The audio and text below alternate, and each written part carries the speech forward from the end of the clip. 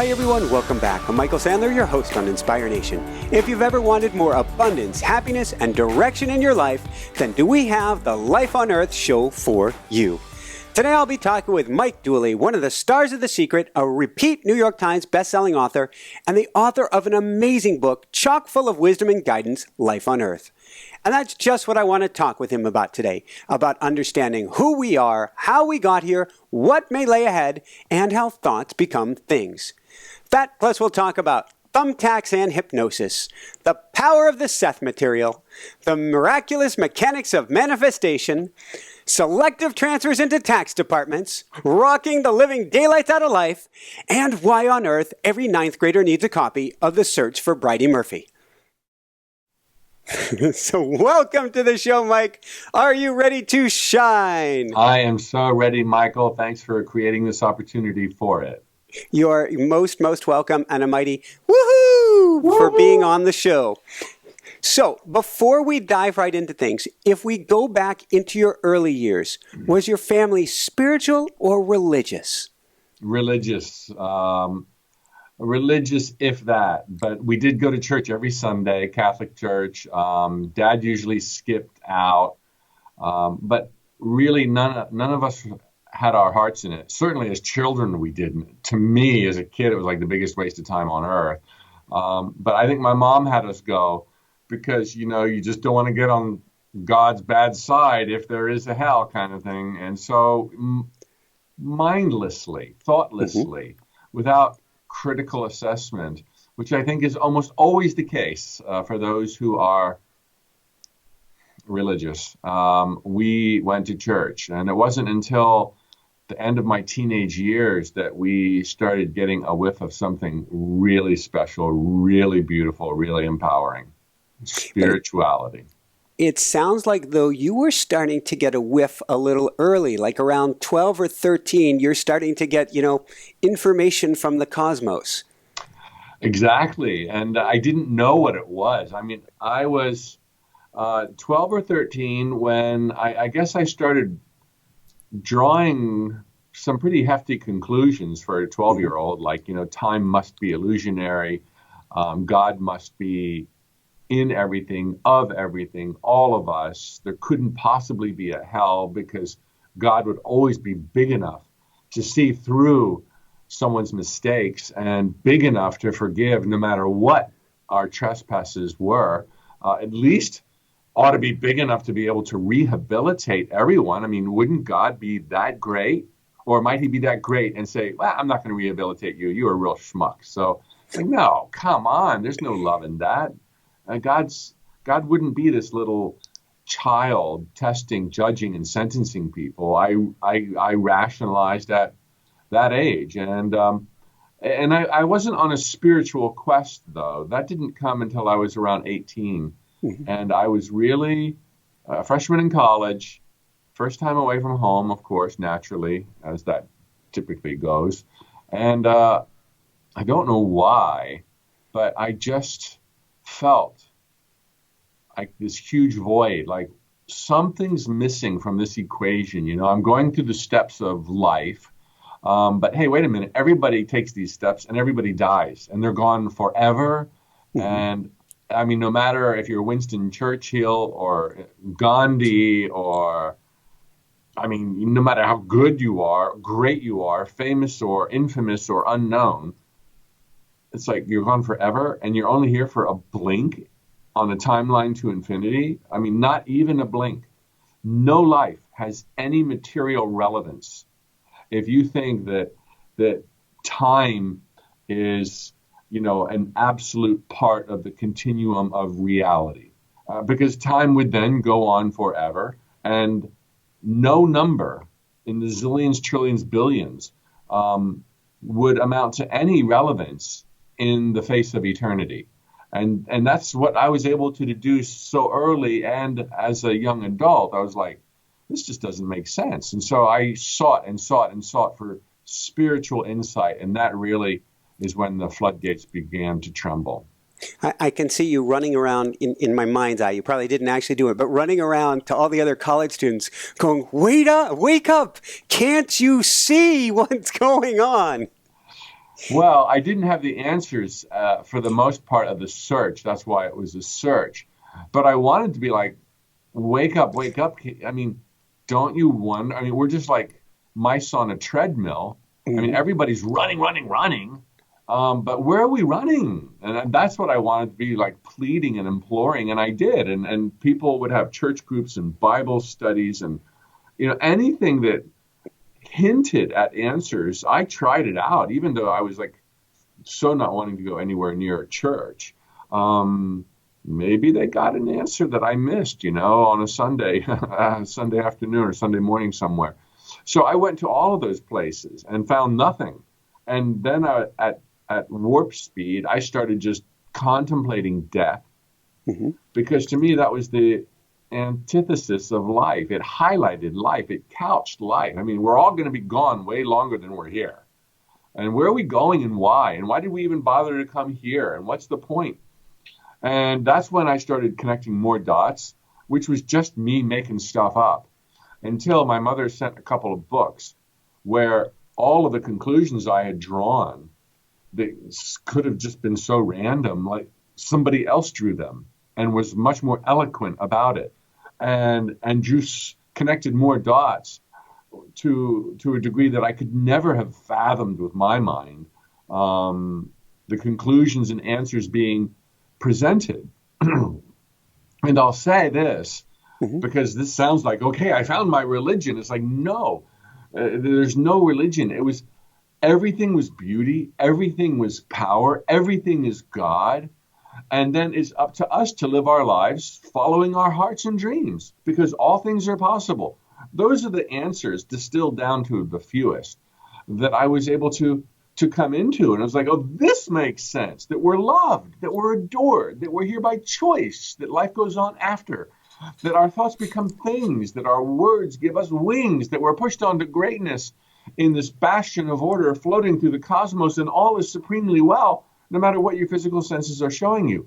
And it was like, man, that is beauty, and that leaves no one behind, Michael. That was, to me, where religion fell short. It was like, red flag on the play, can't be the truth. God's not going to leave anybody behind, whether or not they embrace Jesus as their savior. Give me a break. Whether or not, I mean, how could one camp be favored over another? That'd be like favoring different children in your household because, one makes his bed every morning and the other one doesn't. So they're going to get a car first. I mean, that is like juvenile judgment. And that's where I was with religion. And suddenly these answers were anything but limiting. They were empowering and they left no one behind. Everybody can live the life of their dreams. Nobody has to grovel and the like. And that was when I realized that spirituality doesn't need religion. Woohoo! Woohoo!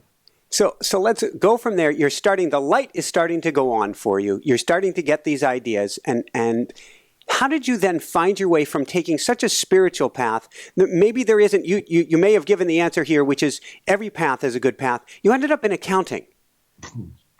Well, for me, the answers were always about if I can figure out what the hell's going on, then I can get it on and live an awesome life. I always felt like that was out there. I never bought into be selfless or be of service in a selfless way.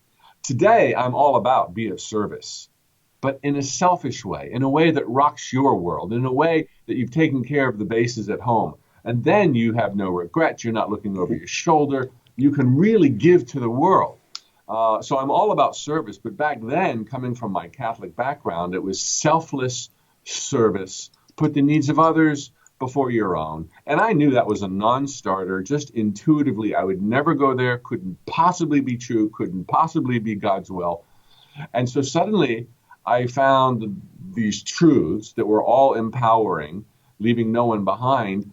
And for me, it was about this is the way to joy. This is the way to live your dreams. This is the way, and I don't mind saying it, although I'm sure it'll sound rough at first. This is a way to a life of richness, of abundance, financial abundance, because that's a small piece of the pie, a small piece of what I was after. But hell, why not? Why wouldn't God want us to be wealthy? Don't you have to have some money if you really want to taste all the fruits of life and go to all the countries and experience all the cultures and on and on and on. I mean, you don't have to have money to be happy, but if you are grounded and you've got your priorities in order and you're loving and caring and following your own heart, adding a lot of money to that equation for a car you love and a house that's comfortable and luxurious, maybe with a pool, I am sure God would be like, good on you. That's why you're there. Live the life of your dreams. Your dreams are a glimmer as to what awaits you if you have the confidence and courage and wherewithal, the understanding to move in their direction as if they were meant to be. That's what our dreams are. They're not random. I also had the wherewithal, as with anybody thinking, that like, okay, so we're powerful and all things are possible and we can create our own happiness. That didn't mean, okay, so I'm going to drop out of school and go home with vision boards and scrapbooks and wait for Oprah to call. It's like, no, of course you can't do that. And people who said The Secret, the DVD and the book, lacked talk about taking action. I mean, there's no implication in that work, if you will, that you don't have to do anything. Of course, you're going to continue living your life, which means going out into the world, keep your job and use it as a platform for joyful, creative living, would be the implied message. And so I still had to figure out how I would interface with this beautiful, loving world around me. And I like math. I like numbers. My uncle was an entrepreneur. I thought, that's good. That's going to be perfect for me. I would love to be an entrepreneur, which is vague, and I didn't know what I'd be doing as an entrepreneur. But the guidance I had received from several adults was unanimous. Get a degree in accounting. Just don't get stuck in accounting. Not that there's anything wrong with that profession, and I have fond memories of my 6 years with Price Waterhouse. But that's how I got into accounting. You know, I wasn't going to drop out of college because I was powerful. I was going to still, and I urge my audiences and readers to this day, get a little logical with your spiritual take on life. Yes, it's beautiful. Yes, there's a law of attraction. Yes, there's a power to positive thinking. But you need to be engaged. You need to be out there. You need to be pressing the flesh, discovering what you like and love, discovering what you're good at. And then the universe, if you will, my word for life's magic, which is simply an extension of us, there's no divisions, then you're reachable. Then you can be in the right place at the right time, you know, sitting next to the person who will rock your world, or give you a tip, or introduce you to somebody who will rock your world, or whatever. So I got into public accounting. That led to becoming a certified public accountant. I worked for Price Waterhouse for 6 years. I got promoted to the manager level, traveled around the world in their international tax department. How did you get selectively transferred? You know, I was about to get fired from Price Waterhouse in the audit department. I was just the worst auditor in the world. You know, you might be good at math, but audit is another language. It's not math. It's approaches to find fraud or to make sure there's an honest and accurate reporting of financial statements. And so it's a language. It's not numbers. Well, that was a rude awakening for me. And so I was about to get fired. Well, I felt like I was about to get fired just within weeks of being hired. I was terrible, within months of being hired. And that's when I started visualizing and doing the stuff that the books had reinforced in college. You know, create a picture in your mind of your desired end result. And I didn't know how to picture myself as a good auditor because, you know, I would have been a good auditor if I knew what they did. So instead, I did something fortuitously, which I teach to this day. Skip the hows. Don't worry about how. Just imagine the desired end result. And the desired end result for me then was happy at work, in love with the firm, and the firm in love with me, and surrounded by friends, can't wait to get there. And so I visualized that I was happy at work. Within 3 weeks, the phone rang. It was the head of human resources. I was yanked into the tax department. I thought, that's it. I'm never going to survive tax. Turned out the tax department loved me. I loved being in the tax department. My loan became a permanent transfer. My career blasted off. And then, given the success I had had, with creative visualization, saving my butt. I thought, man, can you imagine if you apply this to dreams, not survival, but thrival? And so I put together a vision board, AKA a scrapbook, because there was no secret back then. Nobody told me how to do a vision board. But I knew it would serve me to have photographs that were emblematic of the life of my wildest dreams. So I just pasted them into pages of copy machine paper, from Price Waterhouse, I'm sure. And, cut, paste, glue, and turn the page, and there's my dream car. Turn the page, and there's pictures of international destinations that I'm going to travel to one day. Turn the page, and there's a dream home. Turn the page, and there's beautiful girls. Things that were on my mind then and now. Although now I've got the dream relationship. Well, it was like almost a year later, so not sudden, but a year later, all of a sudden I get a call, and I'm able to be transferred overseas on a foreign assignment, not to the city of my choice, but to Saudi Arabia, which was like, what? Saudi Arabia? But looking back, even shortly thereafter, I could see there was probably no other quicker way in my life at the time to propel me into the life of my wildest dreams than this 18-month tour of duty to Saudi Arabia. Because while I was there, not only did I receive a very generous hardship bonus, but I received like 6 weeks paid time off out of 18. Do the math. 6 out of 18 months, 6 weeks. No, wait a minute. With banked overtime, it was like, I think, 2 months approximately of time off, paid time off, to go wherever I wanted from Saudi Arabia as my base. Africa's nearby, the Mediterranean was nearby, Europe's nearby, Asia's nearby. It's halfway around the world practically from where I was based in the United States. So my home leaves, I would go around through Asia, visit home, and come back across the Atlantic. I would go all the way around the world on my home leaves, and I wouldn't even go home. I would just go through Africa or Asia or the South Seas and earn a lot of money. And I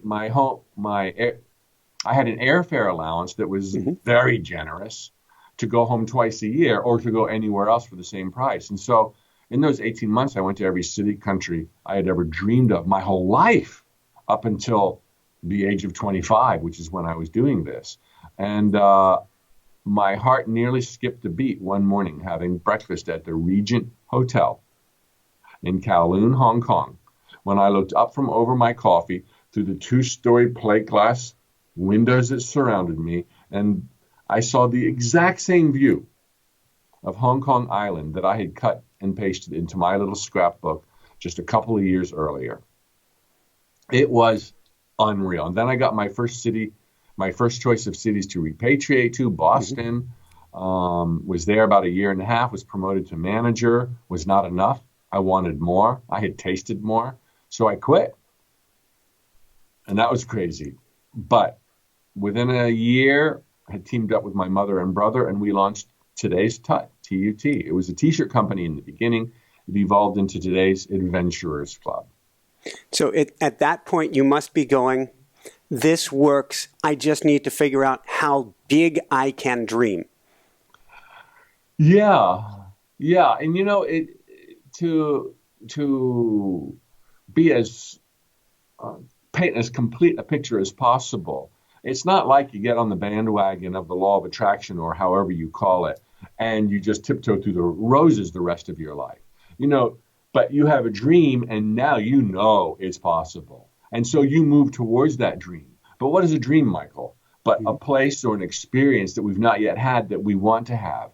And to go to a place you've never been to before will always require you do things you've never done before. And not just visualize. You got to show up. You got to get out there. You got to be involved and integrated in the world. So I had a dream, a belief it could come true.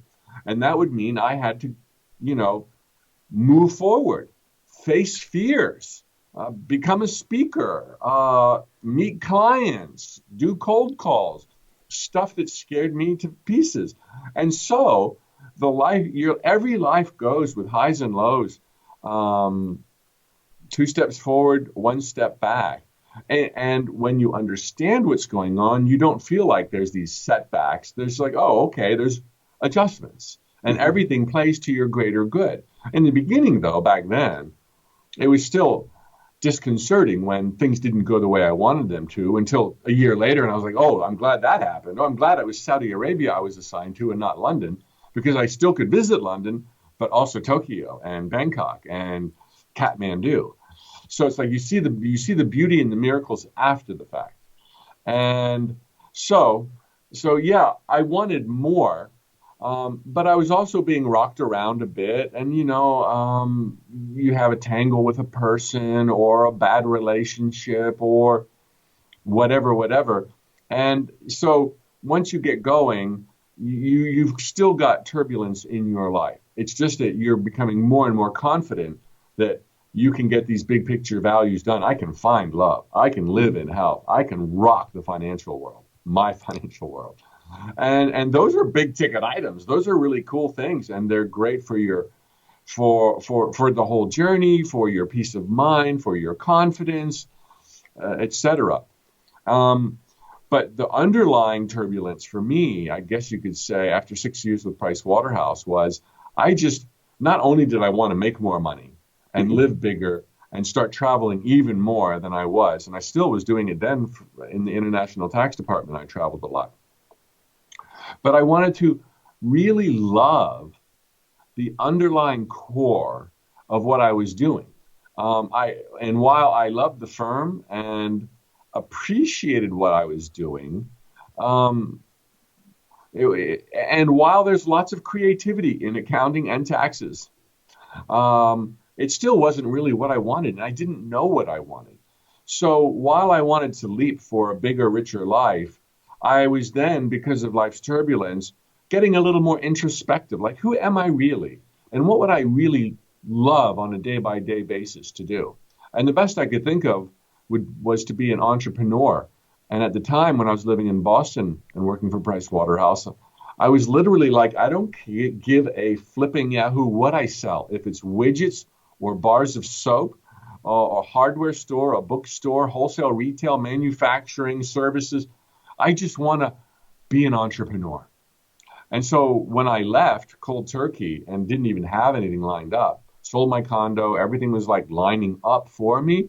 Like, here's my window of opportunity, but I don't know what's going to happen when I leap. I moved to Orlando and nothing came. It's like, oh my God, it was just the biggest mistake of my life. But at my mother's urging, my brother and I teamed up. He's a graphic artist, and I was the accountant, to launch a T-shirt company featuring his art on T-shirts. And so we did that because nothing else was panning out. And it was a really slow year. Talk about turbulence. But mom really had a conviction that we were going somewhere. She joined us. So it was like the three of us. We opened up a retail push cart in a tourist district in Orlando. We opened up a second one. We opened up a store. Eventually we had a chain of small stores in the Southeast United States. We had a thriving wholesale business. We wholesaled to every major department store in North America for many, many years. We wholesaled overseas, had distributors in Japan and Hawaii, Guam, and Saipan. And it was really a great thing for 10 years. But it was a lot of, you know, people who've read my work or know my life story probably feel about me the way I have felt about different role models or idols or inspirers that have fueled my ambitions early on. And you tend to look at them and you're like, yeah, but it was easier for them. And yeah, well, they had this or they did that. Clearly they had a message. Clearly it was going to get out there. They just needed to bide their time, whereas I am totally lost. Well, it might look like, okay, I had a path and it was going to Mhm. happen anyway.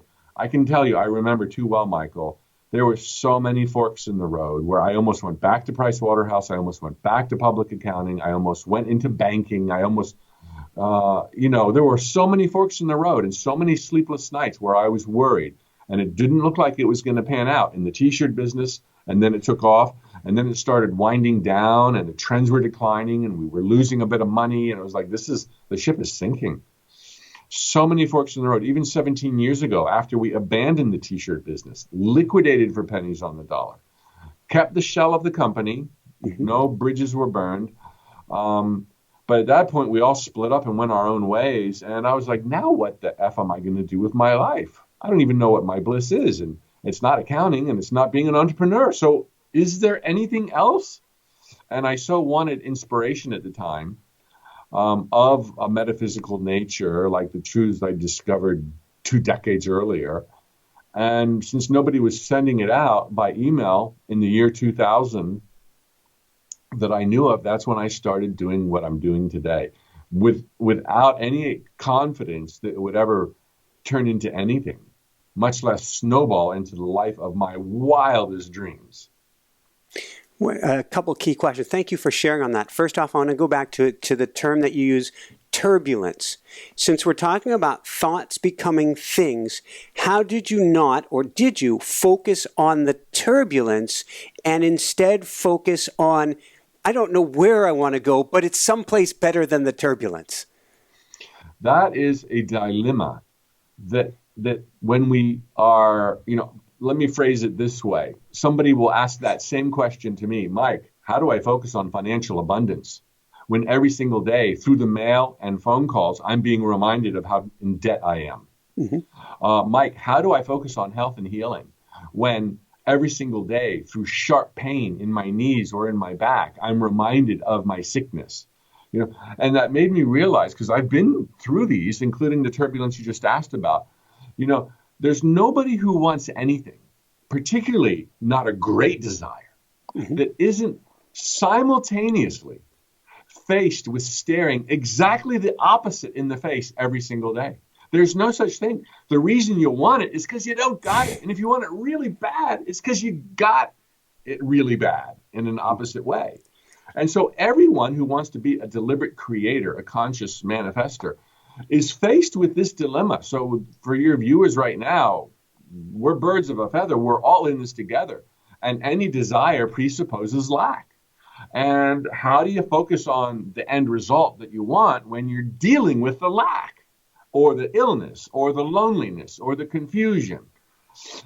And this is a lesson that, how do you focus on surviving at work when everyone hates you and you're getting bad evaluations? This was my first attempt, my first dilemma dealing with the scenario that you have painted. And I remember being so scared that I was going to get fired that it was the first time in my life I decided I was going to do some true, everyday, ritualized, creative visualization. Sit down for 5 or 10 minutes in a dark and quiet room and imagine everything going fantastic. And so, because we hear about this stuff and we watch The Secret and we're like, yeah, I know, I knew that. Yeah, I'm positive, that's good. But when your life's on fire, you're like, I might know it, but my life's going down, so I've got to do something about it. And so that's the first time that I physically had a ritual of creative visualization. And up until that point, I thought, I'm already positive, but then my ship was sinking. So even during my creative visualization, when I thought I was going to get fired, and I'm imagining I'm happy at work, I'm surrounded by friends, the partners are acknowledging me, even during my sacred 5 or 10 minutes a day, I'd worry about getting fired. I would wonder, is the pink slip really pink? Is that why they call it the pink slip? The traditional old school, if you're getting fired, they give you a pink slip. And I would think, oh, I'm so doomed. I am so doomed. Not only am I doing bad at work, but I cannot stop worrying and thinking negatively about what might likely happen to me. And all I could do was just do my best. And I didn't think, okay, well, I'm worrying during my visualizing, so I'm going to quit visualizing. It's like, no, I'm going to still try. And I prevailed. And that showed me something, Michael, that I teach to this day in a number of different ways, a number of different analogies and metaphors. It's as if our positive thoughts are at least 10,000 times, and that's, I'm sure, a grotesque understatement, at least 10,000 times more powerful than our negative, fearful thoughts. So you think one little positive thought, you now have license to think 10,000 negative, fearful thoughts, and they'll equal out.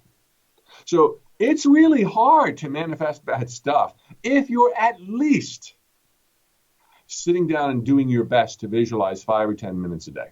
It will always be enough, coupled with demonstrations, acts of faith, coupled with understanding the nature of reality and no longer giving your power away to fate, karma, destiny, spiritual contracts, or an angry God.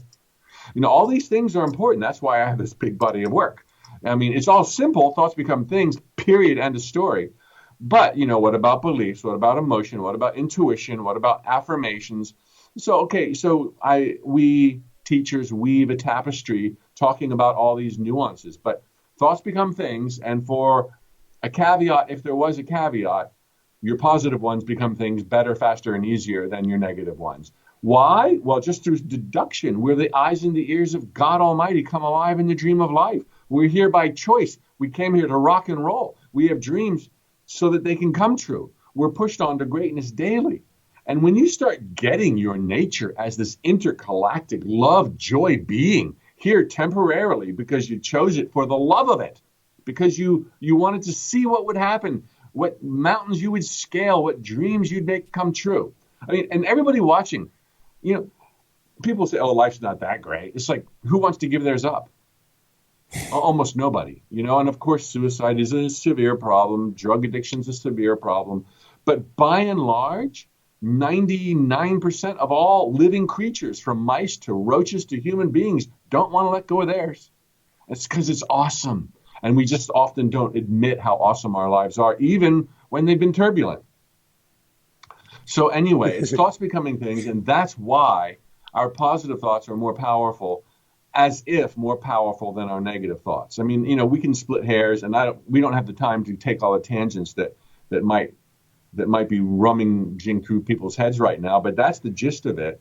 And time and again, Michael, through the crises of my life, I have seen that just the least effort, which was the best I could do at the time, was always enough to turn the tide and right my listing ship. That's how powerful we are. And that's what I started doing. That's how I learned about what we're up against. This does not mean you will live a problem-free life, but you won't call them problems anymore. You'll see that they're all invitations for being better than you even are today, that you didn't even know you could be better in those areas. And so it's like, after a while, it's like, bring it on, bring it on. I want to be even better, because the more better you are, the more confident you are, the more enlightened you are, the more love, the easier the manifestations, the more people you can help, the more fun you can have. That's what it's all about. Woohoo! Woohoo!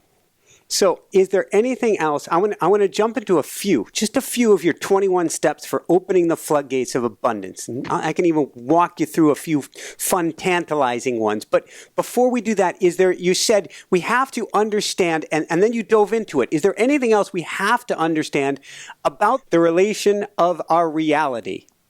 If I think,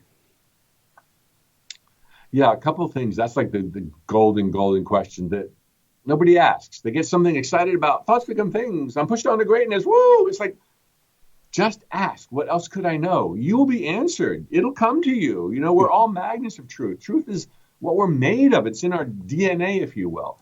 So I think the number one thing that holds people back is just that. They don't have a solid grasp on the nature of reality. And it takes so little to know enough to get your groove on. They give their power away. They think God decides who gets what, when, and where. Maybe it's karma. Maybe it'll work. Maybe it won't. And they're deflated to begin with because of scattering their energies to these different schools of thought. So number one is immerse yourself in truth. And the truth you will find is that we are of God, by God, pure God. We are pure, 100% God. God's infinitely more than us, infinitely unimaginably. But still, there's no cell in my body, nor yours, nor anyone's, that isn't pure God energy. Let me just say, if some of your users are not that spiritual, when I use the term God, it is not a God of religion. It is not a man. It is all things. It is source. It is love. It is, beyond description.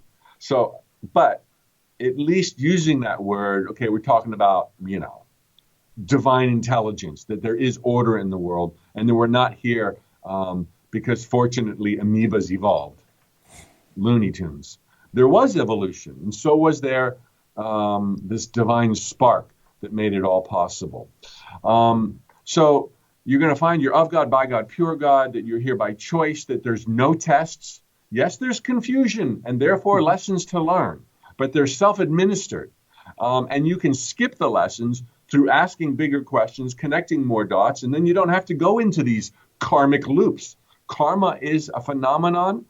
We see it every day, but it is not an absolute law. The only absolute law is that we experience and bring about what we focus upon. That's it. There's other truths that there's only love, it's all God, everything plays to a greater good. But the one variable that shows where we fit into the equation of reality creation is that we get to choose our thoughts. And our thoughts then become the things and events of our lives as we physically show up in the world and avail ourselves of serendipities and so-called coincidences. So it all boils down to thoughts becoming things, knowing your creator, knowing that it is a blank page tomorrow. And our words are our thoughts, our actions are our thoughts. And the one big thing that I teach people that I'm not aware of other people teaching is that ideally, our most prized dreams and desires ought to be general, not detailed. Leave the details to divine intelligence. And when I say general, the best one of all is happiness. That's the ultimate end result. It gets all of the cylinders firing: health, finances, romance. Happiness implies all else is going to come into play. And as you dwell upon happiness, experience happiness, and physically move towards more happiness, all else is added unto you. Another big picture, general end result that's awesome: financial, monetary abundance, rocking health, great love relationships, great social friendships. Those are the ultimate end results. And thereby you leave room for the right person to show up in your life as your so-called soulmate. You leave the door open for the right and quick and fastest and most harmonious way for money to come flooding into your life. You're still taking baby steps. But by keeping general and insisting and letting divine intelligence figure out the details, you're not going to end up contradicting yourself. You're not going to end up limiting yourself. You're not going to end up heartbroken. Whereas too often we try to be micromanagers. I want Trixie to fall in love with me. I want Price Waterhouse to promote me. I want Exxon to be my client. Now you're a micromanager. It's like, look, maybe it's not Price Waterhouse. Maybe you should be writing notes to from the universe for a living. Maybe it's not Trixie. Maybe it's Roxanne. Maybe it's not this week. It's next month. You can't see all the infinite, practically, trajectories that are now in play. There's room for infinite. But right now, there's 7 billion trajectories of how life will go based on 7 billion co-creators on planet Earth. Divine intelligence is tracking all of them. So you say, I want a perfect travel partner. Well, it might be Bruno in Milan, Italy, as long as he gets over his last flame. And if he doesn't, well, then it's Stan in Colorado. The universe has got you covered. You just say, I want a rocking, joyful relationship, a travel partner with benefits who gets me like I get them. We laugh at the same jokes, love the same books. The universe is like, I know the first 3,400 people that would fit that bill great. And I know their trajectories, and I know your trajectories. And as long as you're showing up doing something about that travel partner, thy will shall be done. But if you're saying, it's got to be Bruno, you slam shut the door on all other possibilities. If you say, it's got to be this business contract, it has to be this book, it's got to be that event, you're slamming shut doors. This is my far more advanced living deliberate program. And I know at first it sounds jarring. Like, wait a minute, I thought I could have everything. It's like you can't have everything in a big picture sense and then surrender to the details. And the right person and the right flavor and the right bells and whistles will show up that will blow your mind better than details you even know exist today. Woohoo! Woohoo! I love it. I call it the essence. You want to go to the essence. And so that is the that's ultimate good. essence, happiness. And then you're putting it out there. You're saying, give me, I mean, it's hard to envision, but give me happiness or something better. I want to envision here, but at the end of the day, you probably know a lot better than I do. Always. That's exactly right. And that doesn't mean, in my advanced course, I talk about visualize the details, but don't attach to the details. When it comes to the details and the who's and the when's and the where's, always, like you just said, that or better. Now you're leaving room for surprises. You're giving wiggle room to the divine intelligence. What you settle on is your priorities: financial abundance, rocking health, great partner, joy. That's the direction you give divine intelligence. It's like, oh, I know you better than you know you, and I can do that. Just keep showing up in the world so you're reachable. And the way we show up is we simply do what we can with what we got from where we are. Baby steps, which never seem glamorous enough to take us to our dreams. Take those steps anyway. Awesome. So if we talk about opening the floodgates of abundance, just real briefly, we'll just touch on a few. Do you have a favorite one that you haven't mentioned yet? Well, you're talking about the chapter in Life on Earth where 21 steps to opening the floodgates on abundance, just to give readers that. Do I have a favorite one of those 21 steps? I'm not sure. All right, and if 21. not, I have a few favorites. Step 21, celebrate often. Thank you. Every little perceived breakthrough, even if it's a millimeter, even if it's $1, celebrate, because that was you and you created it. And if you can create one, you can create one with a bunch of zeros on the end of it. Instead of focusing on what's not right, focus and celebrate on every single thing that happened to you that played out in your favor. And every day we all have things that played out in our favor. Thank you, thank you, thank you. There's one, number 20 in there. It's particularly intriguing to me. Be exceedingly fair and aggressively responsible. We don't think, and we're not often trained in this one. I am so in tune with you, Michael. That is exactly one of my favorite ones. Excessively fair. What was it? Be exceedingly, you put this brilliantly, be exceedingly fair and aggressively responsible. Yeah. Because anybody who is neither of those thinks they live in a world where it's okay to be neither of those or not one of those, exceedingly fair or aggressively responsible. And that means it's a belief of yours. If that's your behavior, that's a belief. And if that's the belief that you live in a world where it's okay not to be aggressively responsible or exceedingly fair, then you will come and touch and in exchange, in relationships and in business with people who are not aggressively responsible. Hey, they didn't notice it. It's their fault. I'm not going to call them and tell them that they didn't bill me enough. Or, wow, everybody cheats a little on their taxes, so I'm going to cheat a little. You will be cheated a little your whole life long if you're not aggressively responsible. And the reason for the harsh adjectives there is like, look, the more responsible you are, which sounds like a daunting thing, the more powerful you are.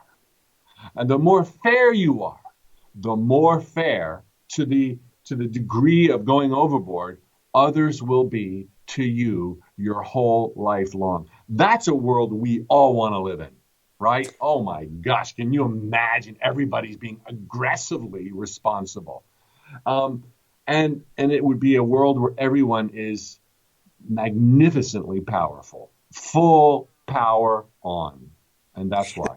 And I would think, like the title of your book, having Earth in it, if we are all thinking of the other person, we make radically different decisions on how we live our lives, on what resources we use, and what's important to us.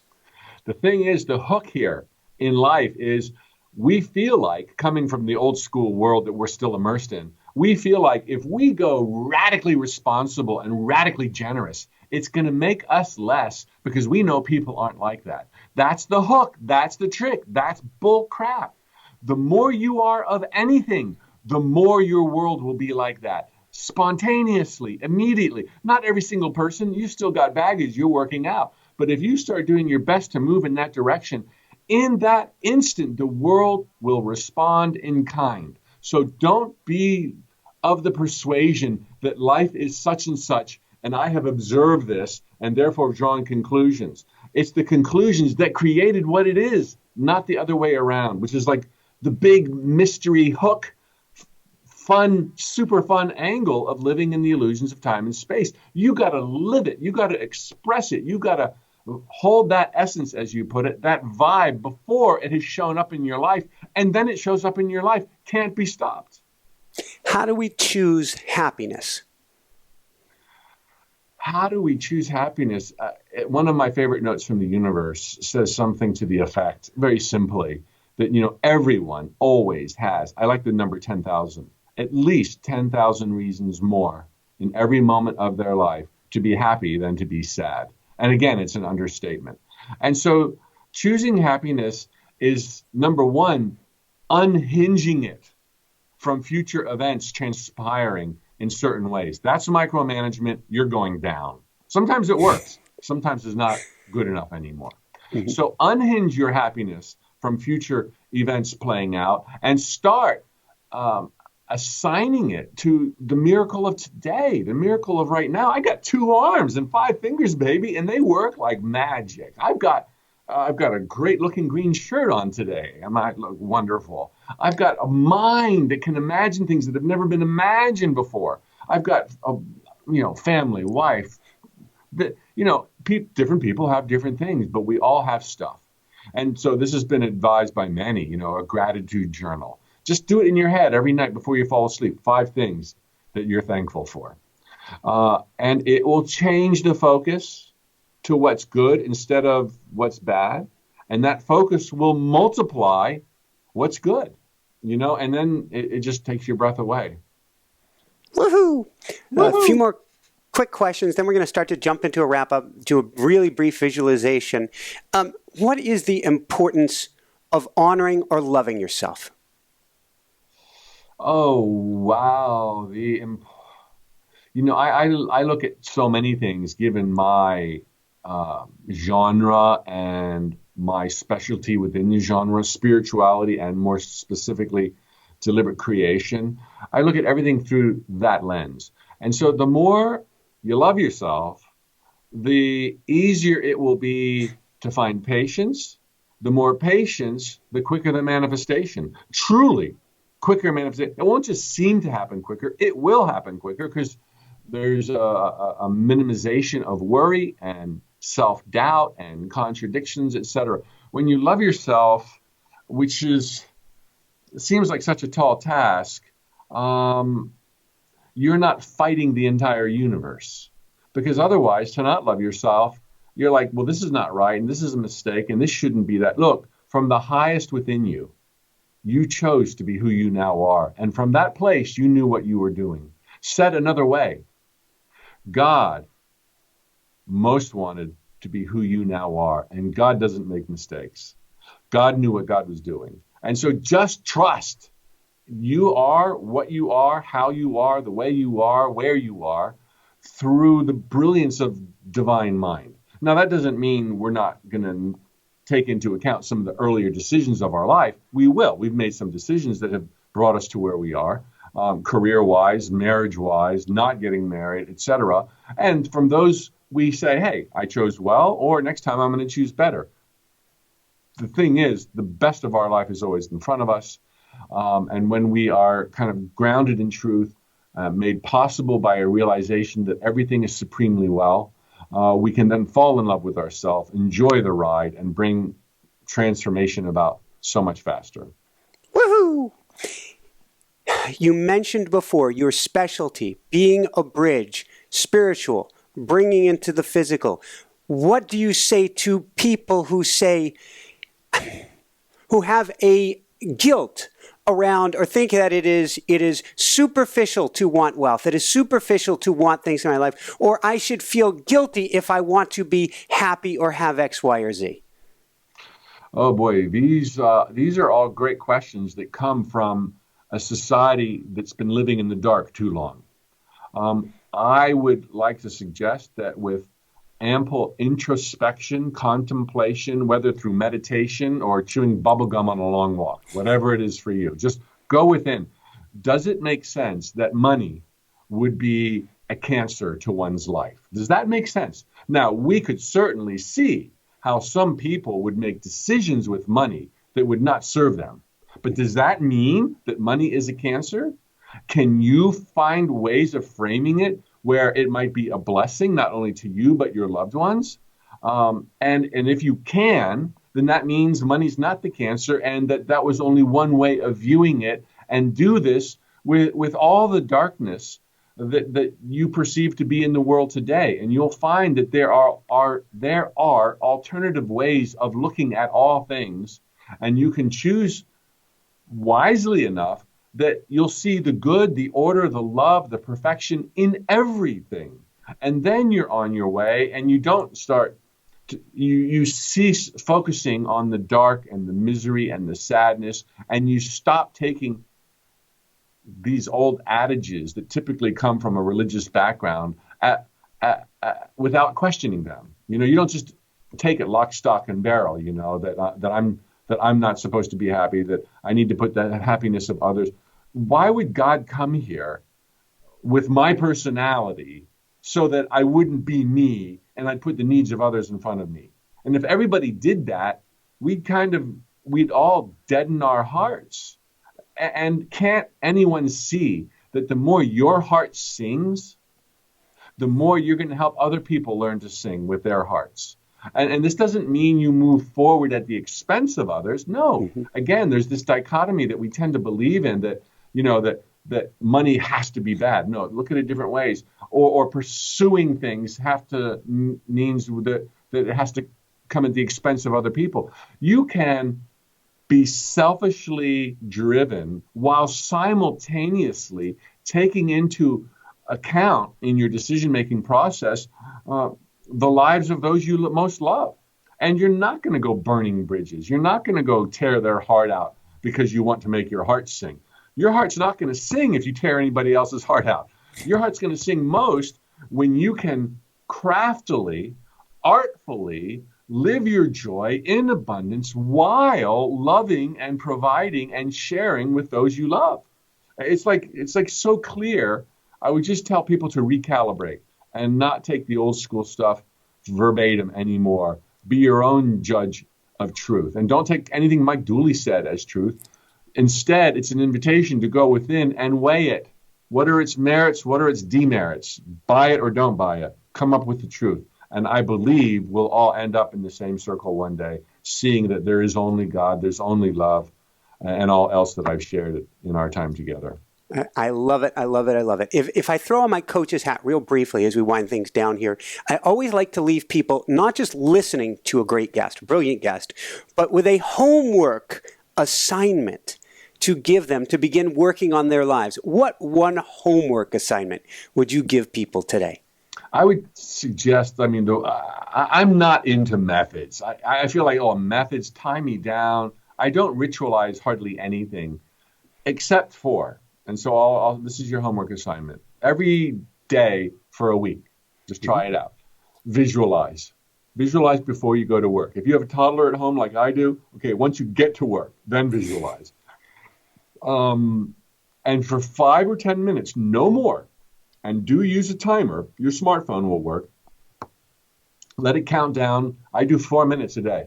And for 4 minutes, just imagine you're smiling ear to ear, you're giving hugs, receiving hugs, hearing people that you admire saying congratulations, well done, great job. You don't have to say why. It doesn't have to be for any particular thing. Divine intelligence will put the right thing on your path. Just the life of your wildest dreams. It's already happened. You're just crying tears of joy. Imagine that for 4 minutes every single day. Take the weekends off. I do. Let it be easy. Don't make it a job. And see how that changes your whole attitude and outlook on the present and the future. And of course, there's only one assignment here, but every day take baby steps towards the life of your wildest dreams. Even if you don't know what direction to go in any direction, because anything is better than nothing. Just a baby step. Just show up. Just ask for help. Just apply for the job. Awesome. From there, Jessica, my wife, she's the producer. She always wants me to ask a question of guests for parents for their kids. So you have a 3-year-old. What advice would you give parents for their kids today? The number one, and I don't think this is too novel or unique, but maybe somebody hasn't heard it, be the example. Because they watch, they soak it up like a sponge. If they have a parent that's, bad-mouthing life or fearful of God or distrusting of humanity, they're going to be the same. If they have a parent who, is pessimistic, they're going to be the same. So everyone here is learning to let in more light into their lives. And so parents, continue to let in more light. Be aggressively responsible through immersing yourself in truth. Read books that resonate with you, that talk about either your power or life's beauty and that leave no one behind. And you will change, your kids will see it, they will change. When they're old enough, I've written kids' books, Dr. Dyer, Dr. Chopra, many, many other people who are teachers have written kids' books. Get the kid books, encourage them to follow their dreams, show them the DVD, The Secret. Kids don't need it as much as adults do. They're already pristine. So be an example, and you guys are going to radiate together, you and your kids. Woohoo! On that note, what personally brings you the greatest happiness, or what I call the woohoo factor? Well, these days, as a first-time dad with a 3-year-old at home, it's my daughter. It's not manifesting this, that, or the other. It's just the awesomeness of life. I mean, every parent will tell you, I'm sure, that, you see the miracle of life, the beauty of innocence, and you see the innocence in everything in them. And you can train yourself to see it in adults, too. I mean, we're all trying to do our best. And as my mom might say, some people have a pretty poor best, but still they're trying their best with what they know. And you just see the magic and the gift of life every day. And that makes me woohoo. A kiss from her, or goodbye, daddy, or other than that, in my own private manifestations, I would say it's great ideas give me the woohoo. For writing, for a turn of phrase, a note from the universe, or a book I'm working on. It's not so much about books now. I mean, I've got 14 of them, and I can write books forever, and I'll publish them, or somebody will publish them. So that's no longer a big deal. But saying something really well that will help somebody one day. I talk about it as planting seeds of hope in souls, in people's hearts. I don't know when they're going to grow and bear fruit, but they will. That's the beauty and perfection of life. Everything comes around. And so it's like, wow, what a cool thing that I get to do this. That's a woohoo. Awesome. And a perfect segue, since you were talking about writing, where can people go to find your books and to find Notes from the Universe? Oh, Tut.com is my home base in the world, on the internet and in all other ways. TUT, like Tiger, Uncle Tiger.com. That's where I send out, you can sign up for my free Notes from the Universe. They've been going out 17 years now. 750,000 subscribers today. That's where you can find out about my books, my tour dates. I travel around the world. I'll be in South Africa in 2 weeks. Vietnam, Cambodia, Kripalu Yoga, Massachusetts, the UK, everywhere. Everything's at tut.com. Thanks for asking, Michael. Well, thank you. And thanks so much for being on the show. Before we dive into a very brief visualization, any last words of wisdom you want to share with people?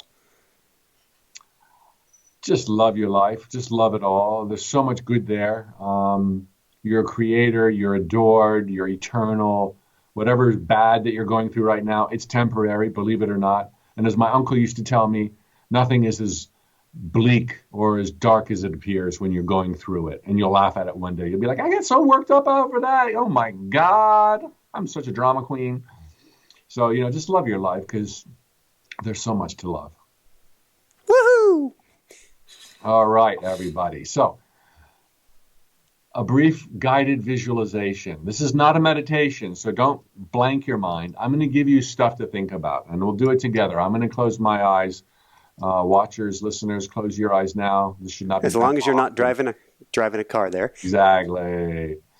So I want to imagine that you're on a veranda, a balcony of a really beautiful beach home, a home you've never been to before. But you are alone on this balcony and it's sunrise and you can smell the salt in the air. You can hear the waves crashing on the beach. The seagulls are squawking and screeching. And your heart is about to burst with joy for where you are in your life right now. It's just taking your breath away. It's more grand, more loving, more joyful than you could have ever imagined in 10,000 lifetimes. Your life is at such a point right now with manifestations, career, health, financial abundance, friendships, international travel to the degree you want it, that it's like fiction. And the reason you're at this house you've never been to before, it's a birthday celebration. It's your birthday celebration, and your friends from around the world are there. They are occupying every nook and cranny with sleeping bags. They're crying happy tears because they're so happy for you. This is just a moment that you wondered, could it even be possible? Yet it's happening now. Your life has reached this place where people have descended upon this town and in this giant beach house to celebrate your life, your transformation, your manifestations. And as you feel the tears roll down your eyes, your cheeks, taste their salt, hearing the seagulls, knowing that the house is about to wake up with many dozens of people and more coming that day, you think it couldn't get any better, except if this is how it could get better. It's suddenly dawned on you. If everyone in the house, everyone that you love, all those that love you so much, were celebrating the same for themselves, it would be better if their lives had also blasted off as your life has blasted off. And suddenly it's a bit of a setback because you thought nothing could be better. And now suddenly you see it could be better if everyone was going through the joy you were going through and their life was being celebrated as they are now celebrating your life. And suddenly now there's a blip on the horizon. Now there's something a little seemingly less than perfection. Your life is great, except you just wish so much your friends and family and loved ones could be experiencing exactly the joy that you're now feeling. And so suddenly you feel powerless, and suddenly you feel like that can't happen. Suddenly you feel impotent to this new desire of wanting to deliberately help those that you love experience what you now have. And yet, as the waves are crashing and the seagulls are screeching, another dot is connected in your brilliant mind. Suddenly, you realize that part of the equation of you now being here, being celebrated, being so successful, so joyful, living in so much harmony and with such renewed vibrance, part of your journey was going through your own dark night of the soul, your own times without and have not, what some of your friends and loved ones are now going through. And suddenly you realize the inevitability of your comeback. You were destined for greatness. You have the divine coursing through your veins right now. You always did. You just didn't know it. You realized that by going through what you went through, given your divine lineage, it was inevitable that you would now be where you are, celebrating all that you're now celebrating, although this was hidden from you during virtually all of your journey.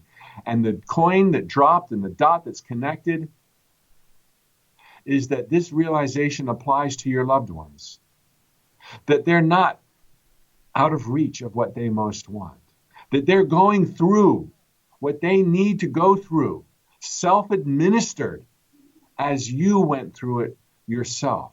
And that just as your transformation can now be seen as inevitable, so is it inevitable for all of God's creatures and creation. So is it inevitable for everyone in that house. Everyone is going to get to that place that you're now at. So just love them the way they are, be there for them when they need a hand, and help them through inspiring them to have visions in their own life that can come true by enjoying this celebration that's now before you in your honor. Suddenly now the dots are connected. The perfection is so obvious. Everything is just as it, quote unquote, should be. Everyone's going to get to that same place, that same circle of love, that same oneness that you now feel, no matter who, no matter their pasts, no matter what. That's the perfection of life in the jungles of time and space. And that was the condition we all insisted upon before ever coming here. Thank you, Michael. Thanks for that opportunity. Woo-hoo! Thank you so much, Mike. This has been dumbfoundingly amazing. I have a list of questions, way too long, and you just started ticking them off. You were just in the zone. It was awesome. Well, you set me up big time. Thank you, Michael. Thank you so much. So for everyone out there, this is Michael Sandler saying, be well, have fun, get life on earth, and begin living your adventure today. And shine bright. Woohoo! Woo-hoo! Thank you so much, Mike. It's a pleasure. Keep doing your good work. Thanks so much for watching. If you enjoyed it, be sure to like below. Also, leave your comments. Have some real fun with it. Subscribe to our channel where you're going to get more great videos, more interviews coming up. And check out our website, inspirenationshow.com. That's where you'll find tips, blogs, information, videos you won't find anywhere else, and useful and helpful resources to really help you kickstart your life and to shine bright. Thanks so much again. Thank you for your support. Like, comment, subscribe. See the website. Thanks so much and have fun. Of course, shine bright. Woohoo!